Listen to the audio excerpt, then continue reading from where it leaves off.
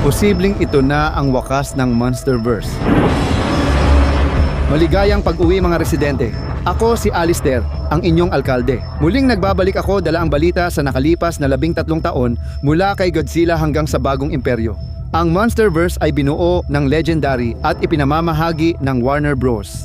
Dahil dito, naging matagumpay sa takilya ang prangkisa at kumita ng mahigit 2 bilyon sa buong mundo dahil sa mahabang pagpapalabas sa mga sinehan. Dahil pinakamalaking kinita ang The New Empire, maganda ang hinaharap lalo na sa Godzilla x Kong. Inaasahan ang Supernova na maging pinakamalaki at pinakamahusay sa Monsterverse dahil sa bagong direktor na magdadala ng mas maraming drama, aksyon ng mga halimaw at pati ang GOAT. Ang mga tagahanga ni Sam Neill ay sabik ng makita kung saan palalawak ang prangkisa lampas pa sa Supernova at Monarch. Ngunit may ilang balita na inilabas na nagdulot ng pagdududa sa lahat ng inaabangan ng mga tagahanga mula noon. Binili na ng Netflix ang Warner Bros. Sa halagang $82 bilyon, nakuha ng Netflix ang karapatan sa pamamahagi ng Monsterverse. Maaaring magbago ang lahat dahil dito. Ngayon, hindi ako negatibo. Obserbasyon lang ito ng mga posibleng mangyari sa negosyo dahil sa pagbili. Hindi ito kumpirmado at hindi ko rin ito gusto mangyari. Kung gusto mo ng positibo, manatili hanggang dulo. Ngayon, pag-usapan muna natin paano ito makakasama sa Monsterverse bago ang ibig sabihin nito. Siguraduhing mag-subscribe at tapakan ang notification button. 64% sa inyo ay hindi pa nakasubscribe, kaya kung isa ka sa kanila, mag-subscribe ka na o baka kunin ka ni Godzilla. Oo, kamakailan lang, binili ng Netflix ang Warner Bros. At malapit nang magbago ang lahat. Para sa mga nag-iisip na hindi ito magbabago, walang bumibili ng kumpanya ng halos $100 bilyon nang hindi nakikinabang dito. Sa isang paraan o iba pa, may ilang posibleng mangyari dito.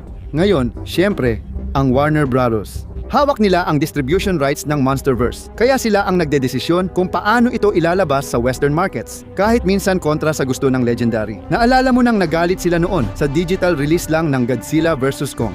Pero ngayon, pagmamay-ari na ng Netflix ang Warner Bros. Ibig sabihin, pwede na rin nilang ibeto ang mga desisyon tungkol sa pag-release ng Monsterverse at baguhin ang mga strategy para mas mapabuti ang shareholders.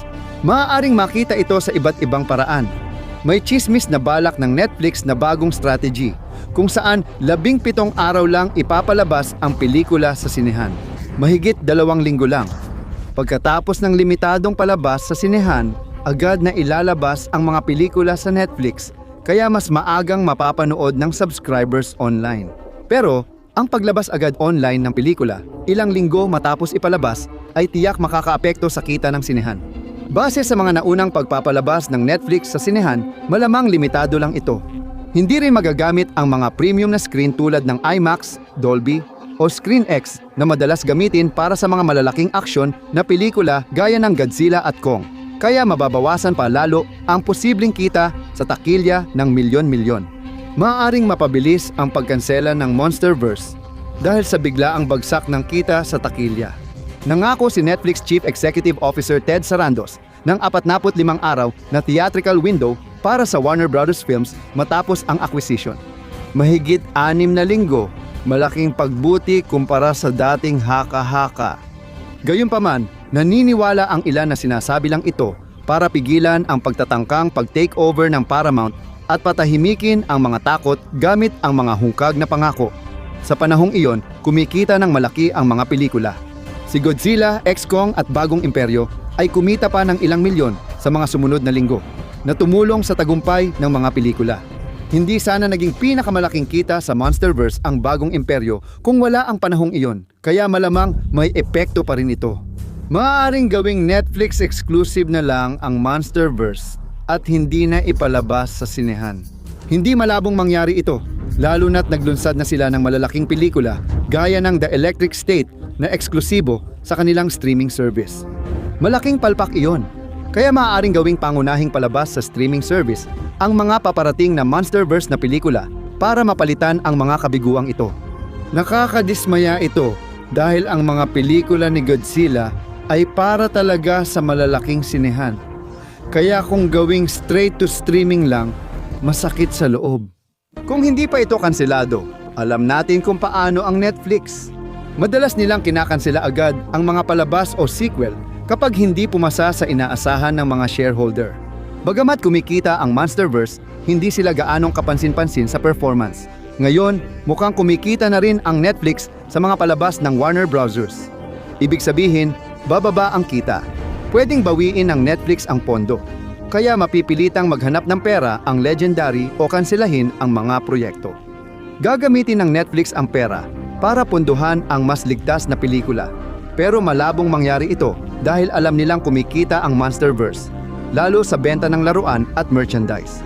Malakas kumita ang franchise na ito kahit di kasing laki ng Star Wars o Marvel. Layunin nila ay kumita ng pera. 4 na pinakamalalaking pangalan nila ngayon ay Harry Potter, Dune, Deacon C at Monsterverse. Sila ang dahilan ng tagumpay ng Warner Bros. Patuloy silang kumikita kaya ayaw nila itong mawala.